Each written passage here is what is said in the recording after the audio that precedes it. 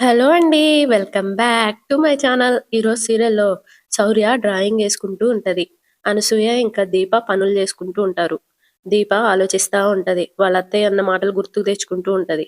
కాంచన అంటదిగా, "నీ కడుపులో పెరుగుతున్న మా అమ్మ క్షేమంగా ఉండాలని గుళ్ళో పూజ చేయిస్తున్నానని చెప్పాను కదా" అని అంటదిగా. అది దీప గుర్తుకు తెచ్చుకుంటూ తనలో తాను, "బిడ్డనే వద్దనుకుంటే పూజేం చేసుకుంటాం? బావని బాధ పెట్టడానికి కాకపోతే నేను సహాయం ఉండడం ఎందుకు? అత్తయ్యకి ఏం చెప్పాలి?" అని అనుకుంటూ ఉంటది. ఆలోచించుకుంటూ ఉంటది. అనసూయ దీపని చూసి, "దీపా" అనగానే, "ఏంటత్తయ్య" అని అంటది. "ఏంటే తెగ ఆలోచిస్తున్నావు?" అని అనసూయ అంటా ఉంటే, "దీప ఏం లేదత్తయ్య" అని అంటది.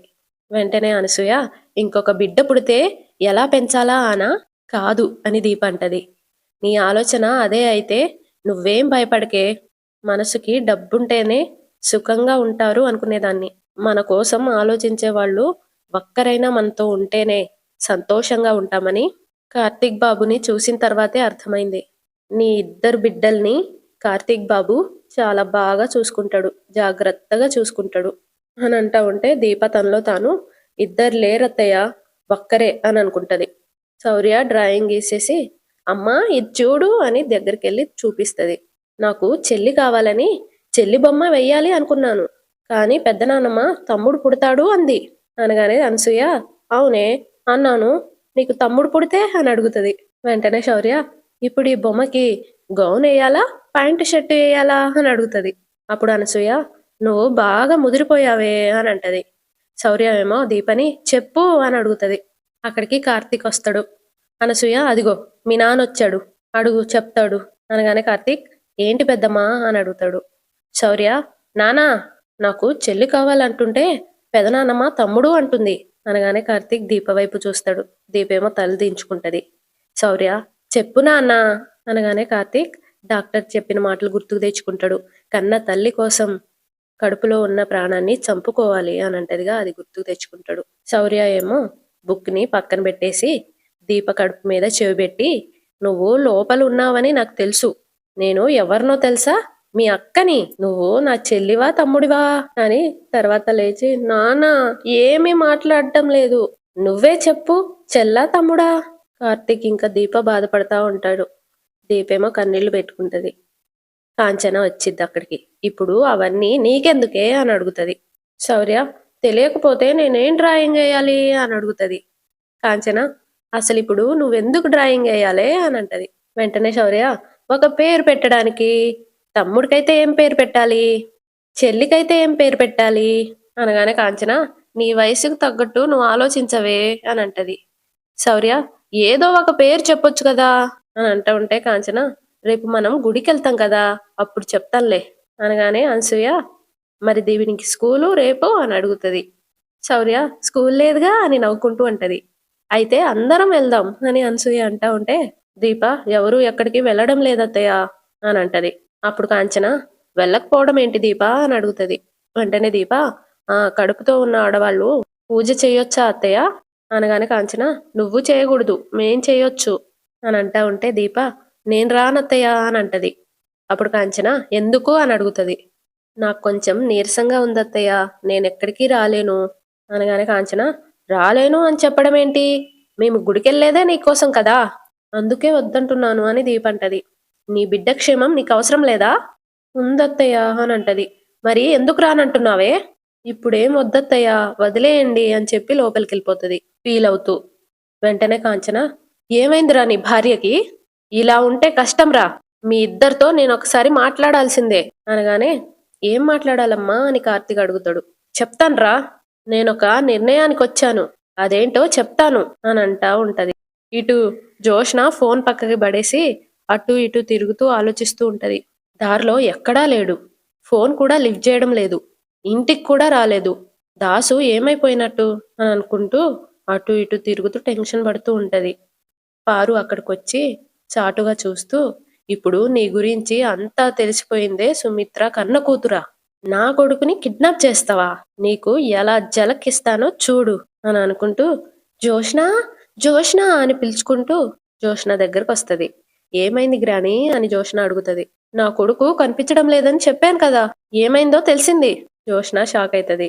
ఏం తెలిసింది అని మెల్లగా అడుగుతది. వెంటనే పారు, దాసుని కిడ్నాప్ చేశారు. మనం వెళ్ళి కాపాడదాం పదా అని జోష్న చేయి పట్టుకుంటది. జోష్నేమో ఎవరు కిడ్నాప్ చేశారు అని అడుగుతది. ఆ కార్తిక్ గాడు దీప కలిసి నా కొడుకుని కిడ్నాప్ చేశారు. వాళ్ళెందుకు కిడ్నాప్ చేస్తారు అని జోష్న అంటా ఉంటే, వాళ్ళు చేశారే, నేను చూశాను. ఏం చూసావు అని జోష్న అడుగుతది. దాసుని ఒక ఇంట్లో దాచిపెట్టారు. అక్కడ ఇద్దరు రౌడీలు కూడా కాపలా ఉన్నారు. పద మనం వెళ్ళి దాసుని కాపాడదాం అనగానే జోష్న నువ్వెప్పుడు చూసావు గ్రాని అని అడుగుతది. అప్పుడు పారు, కార్తిక్ గాడి మీద డౌట్ వచ్చి వాడిని ఫాలో అయ్యాను. వాడు ఒక ఇంట్లోకి వెళ్ళాడు. వెనకాలే నేను వెళ్ళాను. ఆ ఇంట్లో దాసుగాడు ఉన్నాడు. జోష్న అలా ఆలోచిస్తూ ఉండిపోతుంది. మాట్లాడవేంటే అనగానే జోష్న నువ్వేదో పొరపాటు పడుతున్నావు గ్రాని. బావా దాసుని ఎందుకు కిడ్నాప్ చేస్తాడు అని అంటా ఉంటే పారు అనుమానంగా చూస్తూ అయితే ఎవరు చేసుంటారు అని అడుగుతది. జోష్న కంగారు పడుతూ నాకెలా తెలుస్తుంది అని అంటది. వెంటనే పారిజాతం జోష్న చెంప పగలగొడతది. జోష్న వెళ్ళి మంచం మీద పడుతుంది.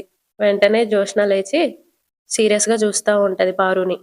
పారు ఏమో నేనెందుకు నిన్ను కొట్టానో తెలుసా అని అడగగానే జోష్న కోపంగా కొడుకు కనిపించడం లేదని నీకు మతిపోయినట్టుంది అనగానే పారు ఆహా ఆహా నీకు అలా కూడా అనిపిస్తుందా, అయితే ఇప్పుడు చూడు అని ఏడ్చుకుంటూ నా కొడుకు ఏమయ్యాడో తెలియదు. నీకు తెలుసు వాడి గురించి నీకు ఎన్నోసార్లు చెప్పాను.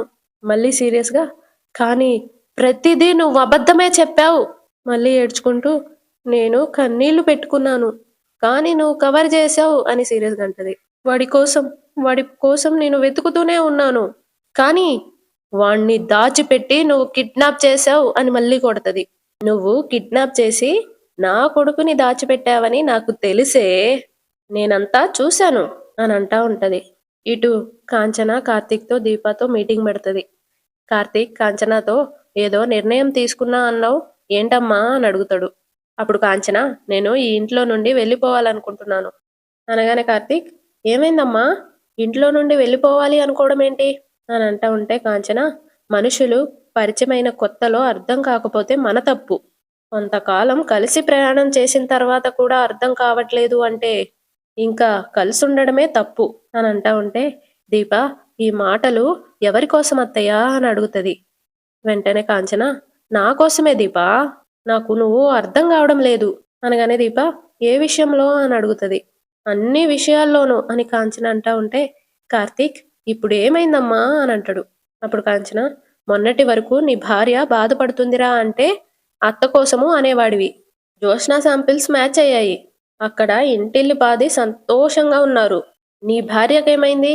ఎప్పుడు చూసినా ఆ కంట్లో నీళ్లు అలాగే ఉంటాయి. అరే ఒకే విషయాన్ని నేను ఎన్నిసార్లు అడగాలరా? కడుపుతో ఉన్న ఆడది ఇలాగేనా ఉండేది? నచ్చింది వండించుకొని ప్రశాంతంగా తినాలి. దీప పెట్టిందే తినదురా. మీ నాన్న నేను మాట్లాడుకుంటూనే ఉన్నాం, దీప ఏడుస్తూనే ఉంది. అరే ఏంటి అంటే అవి మీ నాన్న ఆనంద బాష్పాలు అంటాడు. ఇప్పుడు మీ ఆవిడ పూజకు రాను అంటుంది.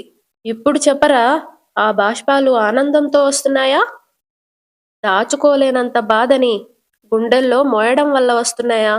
మనల్ని కొత్తగా చూసే వాళ్ళకి మొహమే తెలుస్తుంది. రోజూ చూసే వాళ్ళకి మనసు కూడా తెలుస్తుంది. ఒరే ఇదేదో నేను కోపంతోనో అత్తగారిగా కోడలి మీద పెత్తనం చేయాలని చెప్పడం లేదురా. ఓ బిడ్డని కడుపులో మోసిన ఆడదానిగా చెప్తున్నాను. నీకు పుట్టబోయే బిడ్డ మీద ఆశలు పెంచుకున్న ఒక కన్న తల్లిగా చెప్తున్నాన్రా. దీప ప్రవర్తన చూస్తుంటేనే భయమేస్తుందిరా అనగానే దీప గుడికి రానంటే అది కూడా తప్పేనా అత్తయ్య అనంటది. అప్పుడు కాంచన అదొక్కటే కాదు దీప, నేను అన్నింటి గురించి మాట్లాడుతున్నాను. దీప ఏడుస్తూ నేను రాను రాను అంటే నా మనసు బాలేదని అర్థం చేసుకోవచ్చు కదా అనంటది. వెంటనే కాంచన అదే ఎందుకు, ఏమైంది నీ మనసుకి? ఎవరు బాధ పెడుతున్నారు నీ మనసుని? అరే ఎక్కడైనా అత్తింట్లో ఆడదానికి మొగుడి వల్లనో అత్తగారి వల్లనో ఆడపడుచుల వల్లనో కష్టాలు వస్తూ ఉంటాయి. నీకు అలాంటివేమైనా ఉన్నాయా? నీ భర్త నిన్ను పల్లెత్తి మాట అన్నాడు. అత్తగారి వేధింపులు లేవు. ఆడపడుచున్నా దాని పోరు కూడా నీకు లేదు. మరి ఇంకేంటే నీ బాధ అనగానే దీప ఏడుస్తూ నాకు ఏ బాధ లేదత్తయ్య అనంటది.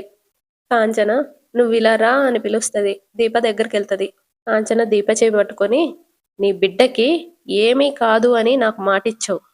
ఆ మాటకే కట్టుబడి ఉంటానని చెప్పు. చెప్పు అని తన చేతిలో దీప చేయి పెట్టుకుంటది. ఒట్టు పెట్టినట్టు. కార్తీక్ ఏమో అలా చూస్తూ ఉండిపోతాడు. దీపేమో డాక్టర్ అన్న మాటలు గుర్తుకు తెచ్చుకుంటూ ఉంటది. కన్నతల్లి ప్రాణాల కోసం కడుపులో ప్రాణాన్ని వదులుకోవాలి అని అంటది గాది. ఏడుస్తూ కార్తీక్ వైపు చూస్తా ఉంటది. కాంచనేమో గట్టిగా, ఆ మాటకే కట్టుబడి ఉంటానని చెప్పు దీపా చెప్పు.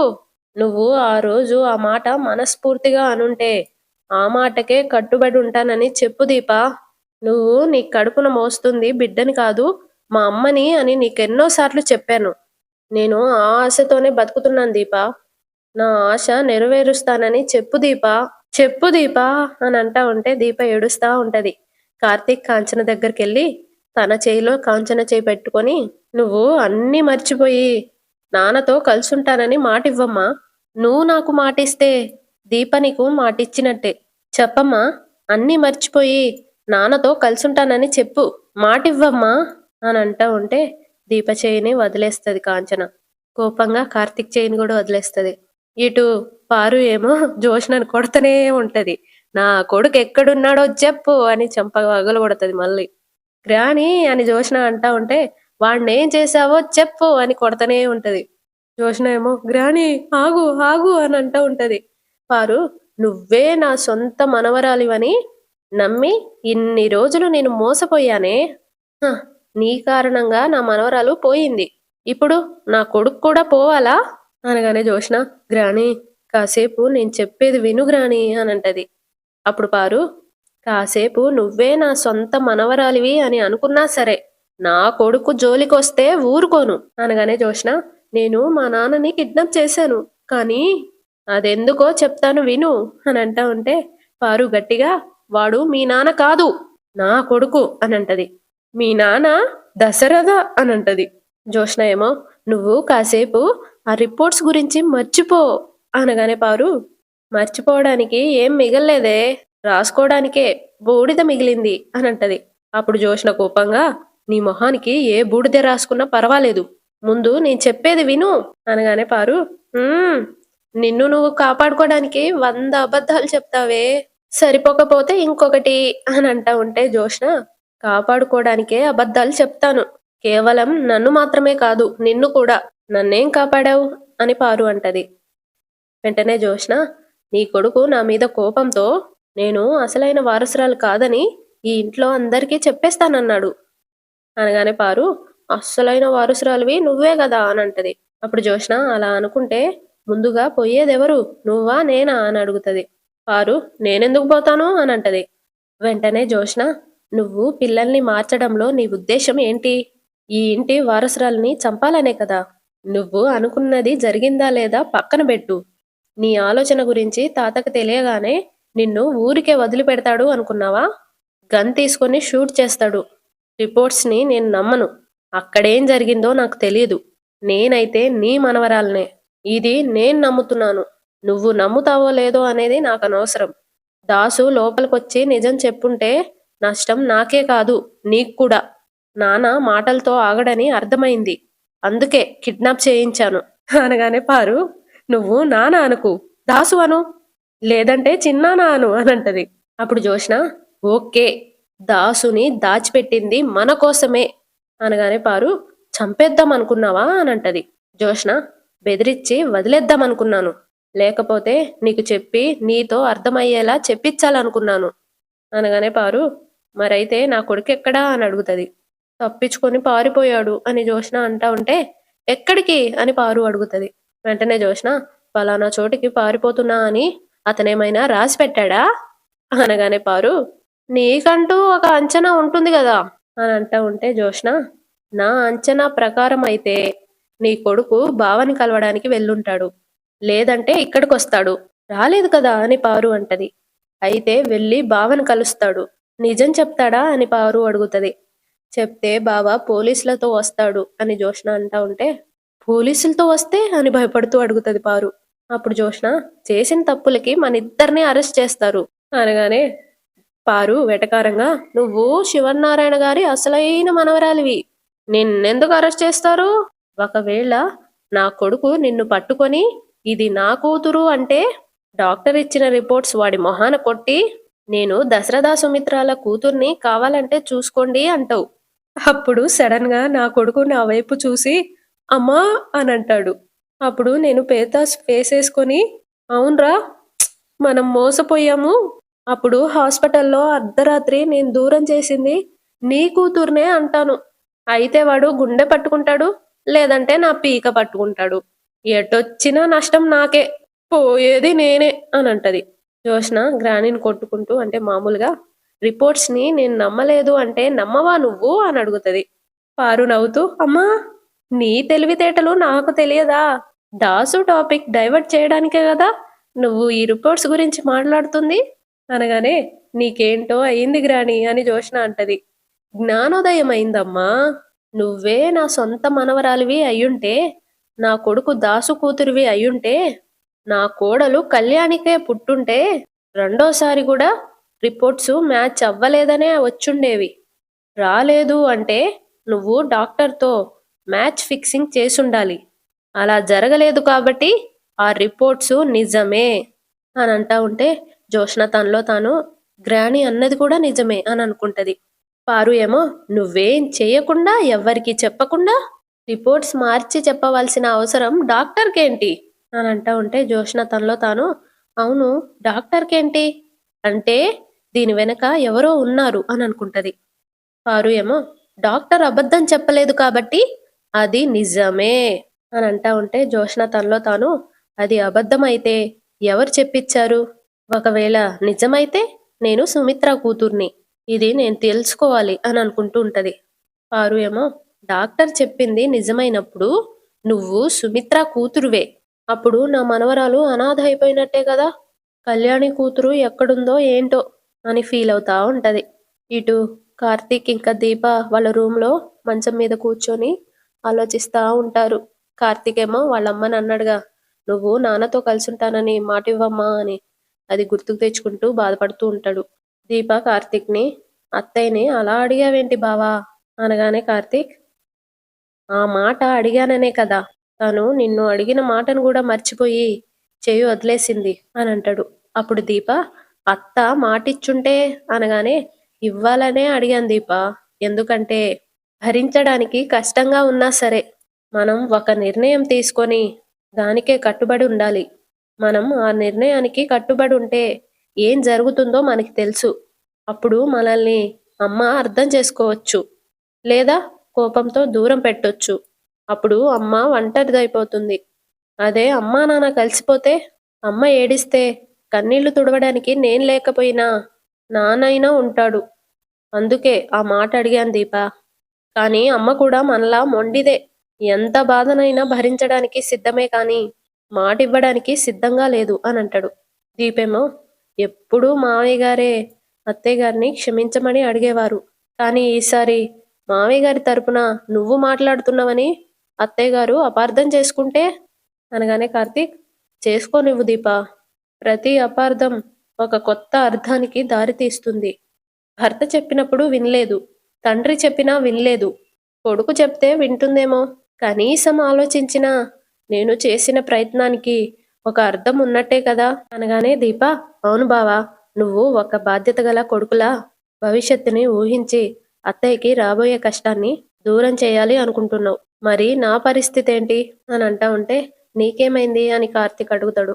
అప్పుడు దీప బిడ్డని క్షేమంగా మీ చేతుల్లో పెడతానని మాటిచ్చాను కదా. మాట తప్పిన మనిషిగా జీవితాంతం మిగిలిపోవాల్సిందేనా? మాటిచ్చి తప్పాను అంటే మోసం చేసినట్టే కదా. అత్తయ్య ఆ మోసాన్ని క్షమించలేదు. అప్పుడు నిజంగానే ఈ ఇంట్లో నుండి వెళ్ళిపోతుంది. అలా జరగకూడదు అంటే నువ్వే సహాయం చేయాలి బావా అని అంటా ఉంటే ఏం చేయాలో చెప్పు దీపా అని అంటాడు. మావయ్య తరపున అత్తయ్యని క్షమించమని అడిగినట్టు నా తరపున నువ్వే అత్తయ్యతో మాట్లాడాలి. ఏం మాట్లాడాలి అని కార్తీక్ అంటాడు.